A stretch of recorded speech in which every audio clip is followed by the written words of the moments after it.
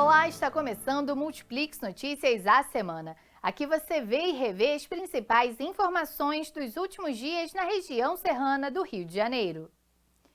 Os shoppings de Nova Friburgo reabriram na última segunda-feira. Para a retomada das atividades nos estabelecimentos, foi necessário uma série de medidas de prevenção ao novo coronavírus. Nossa equipe foi conferir quais mudanças foram adotadas. Cerca de 90 dias depois de fechados, os shoppings de Nova Friburgo reabriram as portas na última segunda-feira, com as devidas precauções. Agora, a porta de entrada dos shoppings está dividida em dois lados, um para a entrada e outro para a saída. Para entrar, é obrigatório que a pessoa faça o uso do álcool gel. E, além disso, há um profissional medindo a temperatura corporal de cada um. Nós já vimos há 30 dias nos organizando com toda a questão de sinalização no piso, utilização de dispenser. Nós temos mais de 100 dispensers espalhados pelo shopping, ilhas de higienização, onde eram bebedouros, a gente transformou em ilhas de higienização, onde o cliente pode, além de usar álcool gel, lavar as mãos, secagem. A praça de alimentação dos centros comerciais foi reduzida a cerca de 50% de ocupação. Durante o expediente, profissionais realizam a higienização dos ambientes o tempo inteiro. A nossa equipe de colaboradores do shopping tem todos os equipamentos de proteção individual, como luvas, as máscaras e, além disso, também usando face shield. Então, todos orientados, treinados exatamente para dar essa segurança e esse conforto para todos os nossos clientes. Neste shopping também foram adotadas medidas similares. As escadas rolantes, por exemplo, foram marcadas para manter o distanciamento seguro de 1,5 metro. O ar-condicionado também passou por uma manutenção de segurança. Nosso sistema de ar-condicionado ele foi higienizado, justamente porque evitar fungos e bactérias, né? Ele foi higienizado antes da abertura, no sábado, e a gente está funcionando com ele 100% agora, a parte do condomínio, né?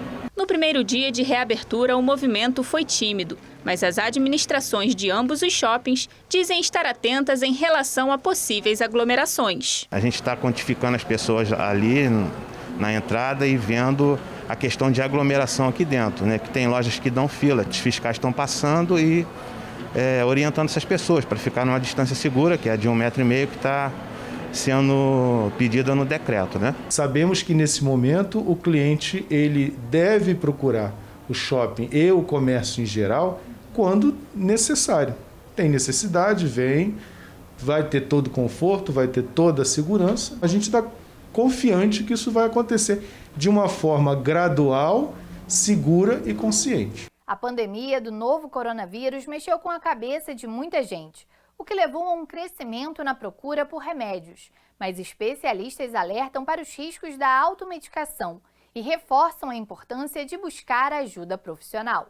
Isolamento social, insegurança, distância e incertezas. Tudo isso tem afetado a saúde mental de muita gente. Segundo um levantamento realizado pela Universidade Federal de Minas Gerais, Fiocruz e Unicamp, 30% das pessoas avaliaram uma piora na saúde. 40% disseram ter sentido tristeza e depressão e 54% relataram nervosismo e ansiedade frequentes. Em Nova Friburgo, a busca por ajuda profissional aumentou. Pessoas, nesses casos, que previamente já tinham alguma condição de sofrimento emocional e que isso se intensifica por conta da pandemia. Uma outra questão são pessoas que jamais tiveram problemas emocionais mais intensos, que chegaram a fazer essas pessoas procurarem ajuda e que procuram ajuda pela primeira vez por conta da situação da pandemia. A procura por remédios também teve um crescimento significativo. Segundo dados da consultoria especializada no setor farmacêutico,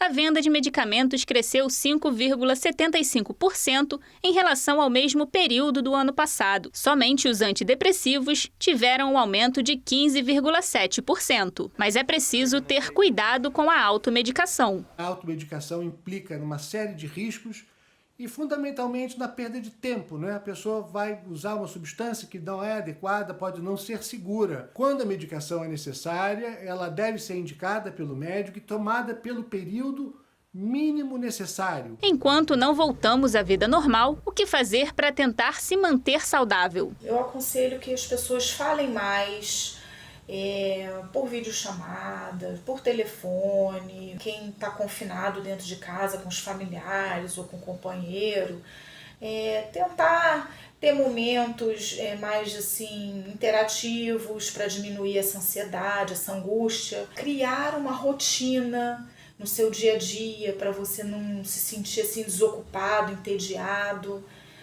São medidas que podem estar ajudando bastante. Quem possui doenças crônicas sofre com dores no corpo, e isso fica ainda pior durante o inverno. Mas os incômodos não afetam somente quem possui essas doenças. Qualquer pessoa pode ser afetada pelo frio e sentir dores nos músculos e nas articulações, principalmente idosos e mulheres. Veja na matéria as causas e como prevenir esses incômodos. Paula tem fibromialgia, uma doença crônica que causa dores no corpo. No inverno, ela sofre ainda mais. As partes que doem mais são as extremidades. Posso dizer assim, as mãos e os pés. Realmente eu sinto mais dores no inverno.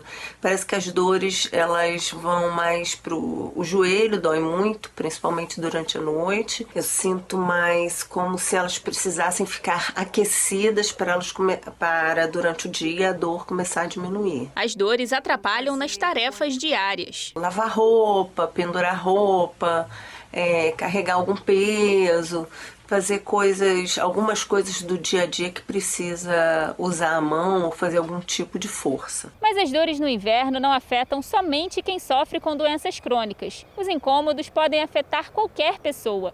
Um estudo realizado nos Estados Unidos mostrou que 67% dos entrevistados sentem mais dor no frio. E há uma explicação para isso. Na época do frio, os nossos músculos e os nossos vasos sanguíneos, eles se contraem, para diminuir os efeitos da queda da temperatura. Essa contração se chama vasoconstrição, E é justamente essa contração que costuma causar dores musculares. Em alguns casos, pode gerar até um problema postural, porque no frio a gente costuma ficar mais encolhido. Idosos e mulheres tendem a sofrer mais durante a estação mais fria do ano. É muito comum que o idoso, ele possua algumas doenças musculoesqueléticas, como tendinite, artrite, artrose, metabolismo, hormônio e gordura corporal, São fatores que divergem de homens para mulheres, e nesse caso as mulheres tendem a sofrer mais nessa época do frio. Para prevenir as dores, a melhor alternativa é estar sempre em movimento, praticar exercícios físicos, fazer alongamentos, não dispensar as caminhadas, beber bastante água e procurar manter-se aquecido. Além disso, existe também, é interessante que as pessoas façam exercícios com acompanhamento específico, como um pilates, uma hidroterapia, musculação. É muito interessante ficar ligado no exercício e nessa parte da massoterapia também. Na última quarta-feira, dia 8 de julho, foi celebrado o Dia Nacional da Ciência e do Pesquisador. Nesses tempos em que a área precisa ser cada vez mais valorizada, duas universidades de Nova Friburgo se destacam, mas ainda sofrem com a falta de investimentos. Nesta quarta é celebrado o Dia Nacional da Ciência e do Pesquisador. Mas será que há motivos para comemorar? É preciso ter em mente que o progresso está no que a ciência pode oferecer ao país. Em Nova Friburgo, por exemplo, a UF, Universidade Federal Fluminense, faz diversos tipos de pesquisas nas áreas de odontologia, biomedicina e fonoaudiologia. Mas para que elas aconteçam, é preciso mais investimentos. Praticamente tudo que existe de financiamento de pesquisa no Brasil é feito por órgãos públicos, principalmente governo federal e, num segundo plano, governo estadual. Daí, no momento em que a economia do Estado e a economia do país vão mal, infelizmente, e eu digo infelizmente com muita tristeza, infelizmente uma das primeiras coisas que se corta é verba para pesquisa, é investimento no conhecimento. Segundo o diretor, os laboratórios de pesquisa da universidade contam com o apoio de empresários locais, mas ainda falta um maior incentivo do governo. O problema maior que a gente tem hoje, com certeza, é dinheiro. Dinheiro para compra de insumos, dinheiro para compra de equipamentos, dinheiro às vezes para manutenção de equipamentos. Em época de pandemia, a UF vem desenvolvendo pesquisas epidemiológicas. Além disso, em parceria com a UERJ, Universidade Estadual do Rio de Janeiro, criou um projeto para a confecção de face shields. Segundo o coordenador do programa de pós-graduação em modelagem computacional, que pertence ao Instituto Politécnico da UERJ, há outros projetos acadêmicos em andamento. Em relação aos outros projetos, eles são projetos acadêmicos, né, que envolvem parcerias tanto entre os docentes, né, e discentes do programa e algumas universidades, tanto do Brasil como do exterior. Nós, com essa questão da excelência do programa, a gente tem procurado fazer um aumento da nossa internacionalização. Nós tivemos em 2018 3 projetos de internacionalizações aprovados. Mesmo com o reconhecimento, as dificuldades são parecidas. Desde 2016 que a gente vem sofrendo alguns cortes, né? E isso não foi só aqui no IPRJ, alguns outros programas também, em todos os programas houve remanejamento de bolsa, houve corte de bolsa. E nós, com essa nota de excelência, temos tentado manter, né, os alunos. Os laboratórios que nós temos, eles têm sido mantidos e construídos através de projetos individuais dos professores. Para mudar essa realidade na cidade e no Brasil, Hermes alerta sobre a necessidade de uma mudança estrutural. E assim, o país coloca em prática toda a capacidade de realizar pesquisas científicas nas mais diversas áreas. O potencial existe. A cidade tem um potencial incrível para o desenvolvimento tecnológico, né? E a universidade oferece essas condições e acho que é extremamente desejável que isso no futuro se realize. Na pandemia, com o tempo extra das pessoas em casa, a adoção de animais aumentou. Mas os protetores dos bichinhos dizem que é preciso pensar lá na frente e ter muita responsabilidade na hora de decidir adotar. Durante a pandemia, muita gente resolveu adotar um bichinho para driblar a solidão. A Rosimar, por exemplo, deu um novo lar para Bela. Quando chegou aqui, ela estava muito amedrontada e tudo. Mas assim, para mim assim, não foi difícil, porque como eu sempre tive, né, cachorro, sempre cuidei, então para mim não foi tão difícil. Mas assim, para mim está sendo muito bom mesmo, não só para mim, mas para toda a família, né? Tá todos muito felizes, meu esposo está muito feliz com ela, muito amiga da gente, muito companheira da gente. A Mari não resistiu aos encantos da pipoca. Vale muito a pena e está me ajudando muito nessa pandemia, a convivência mais intensa com os animais. Mas antes de adotar um bichinho, é preciso saber das responsabilidades. Junto com a adoção, vem os gastos com exames, vacinas, consultas veterinárias e todos os outros cuidados, com alimentação de qualidade, passeios e, é claro, a atenção. O animal também, ele necessita de um tempo da pessoa, né? Um alimento, um carinho, um passeio, ele vai precisar disso. Agora está tendo. E depois que trabalhar, a pessoa tem que pensar se vai ter esse tempo disponível, né? Se vai ter condições, porque não adianta adotar agora para abandonar depois. E a gente tem que pensar 2 vezes antes de adotar, né? Pois é, apesar do aumento do número de adoções, o abandono ainda é uma realidade. A gente tem visto também a cada dia um animal diferente na rua, as pessoas postam animais abandonados. E lembrando que além de ser é crime, né? Abandono de animais também é uma covardia, né? Porque o animal abandonado, dificilmente ele sobrevive na rua. É importante frisar que os animais não são descartáveis. Por isso, é preciso seguir o exemplo da Rosimar e da Mari e adotar com responsabilidade. Ela, assim, está sendo muito, muito querida com a família. A família está muito feliz com ela. E quando essa pandemia acabar, que eu espero que seja logo, eles serão ainda mais amados, né? Não é pelo fato da pandemia em si. Eu estar mais em casa. Eu me dedico muito aos meus animais. A internet é um bom passatempo, mas é preciso tomar cuidados com os crimes virtuais, principalmente os que acontecem com a criançada. Algumas páginas na internet têm amedrontado os pequenos e, por isso, os pais e responsáveis devem ficar de olho no que eles assistem na web. Em época de isolamento social, as crianças têm passado mais tempo na internet. Os filhos da Érica, por exemplo, utilizam a ferramenta para realizar diversas atividades. Ainda mais nesse tempo de pandemia, que estão tendo educação remota, então o acesso à internet é grande. Eles navegam, sim, pela rede, pela internet, jogam, fazem aula. Mas é preciso ter cuidado. Não é de hoje que perfis falsos aterrorizam crianças fazendo ameaças e intimidações por meio das redes sociais. Ultimamente, perfis que se passam por um personagem chamado Homem Pateta têm incentivado crianças a praticarem desafios perigosos e até suicidas. Nessa fase do desenvolvimento, elas ainda estão aprendendo a distinguir o que é real do que é imaginário. Muito embora elas saibam que tem uma natureza mágica por trás desses personagens fantasiados, elas cogitam a possibilidade que ele seja real. Quando aparece uma figura, um personagem conhecido por elas, dizendo para elas fazerem algumas coisas, elas acabam sendo facilmente atraídas. Para evitar esse tipo de crime virtual, é muito importante que os pais fiquem atentos e observem o comportamento dos filhos e, principalmente, o que andam fazendo na internet.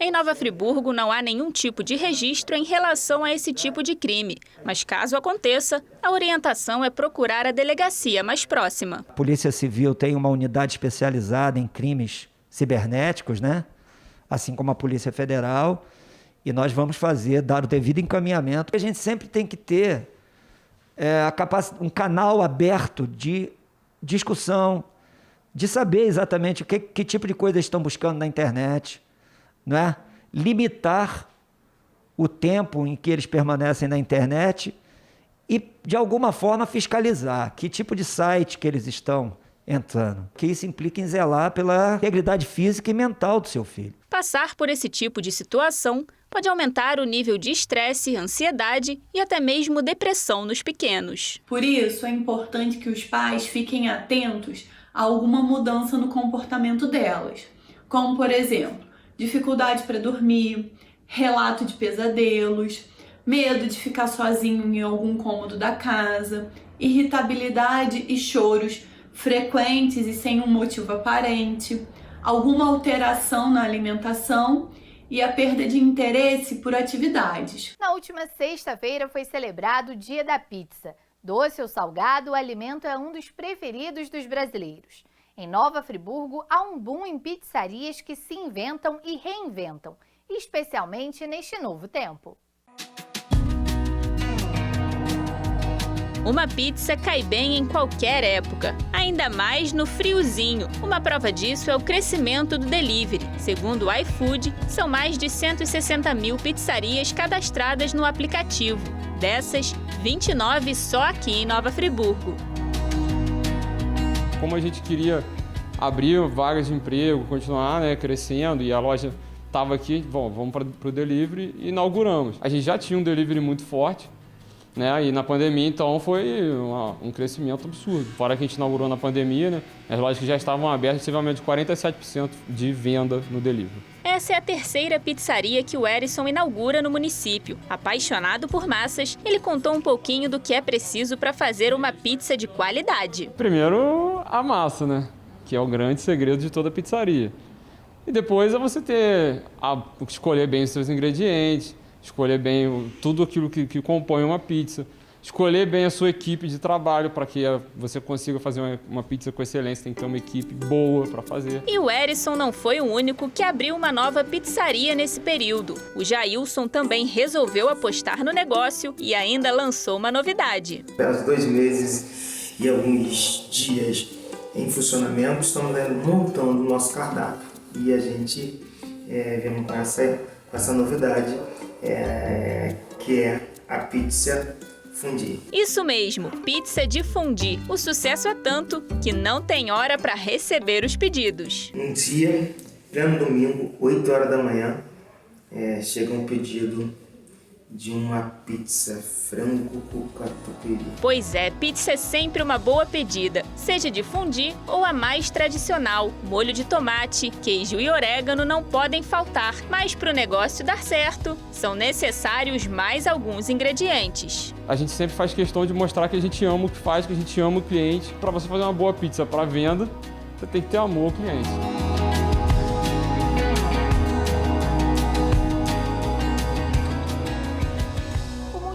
Notícias à Semana fica por aqui. Mais informações sobre a região serrana você encontra no portal multiplix.com. Até o nosso próximo encontro.